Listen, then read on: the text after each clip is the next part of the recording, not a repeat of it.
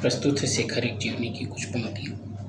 जैसे मोतियों की माला टूट गई हो और बिखरे मोतियों को फिर से एक बेतरतीब लड़ी में पिरो दिया जाए, उसी तरह मेरी स्मृतियों की तरतीब उलझ सी गई है।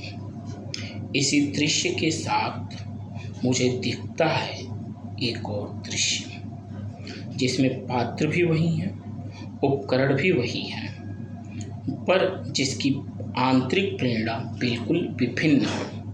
वह दृश्य की दृष्टि से बिल्कुल इसके साथ है, किंतु मेरे जीवन के प्रभाव में ऐसा जान पड़ता है कि उसका इससे कोई संबंध ही नहीं, और यदि कोई है भी तो यही कि दोनों दृश्य अत्यंत विभिन्न भावनाओं के समकालीन विकास चिन्ह हैं। वही झील, वही बजरा, वही दिन, संध्या हो चुकी है, सब लोग अंदर चले गए हैं, मैं ही अकेला बजरे की छत पे बैठा हूँ।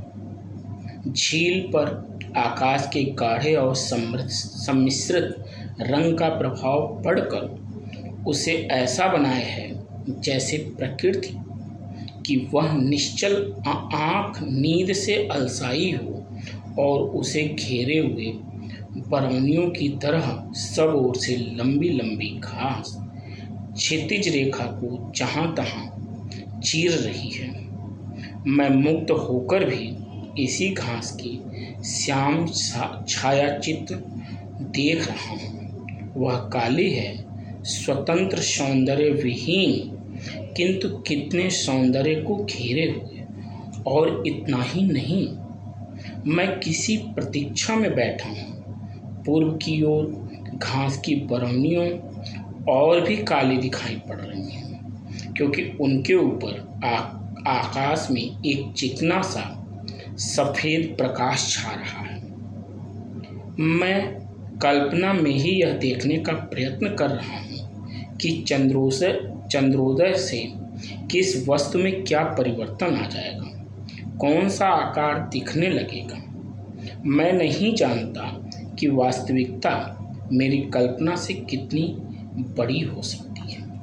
नीचे बजरे के अंदर कोई गा रहा है, मैं कान देकर सुनता हूँ।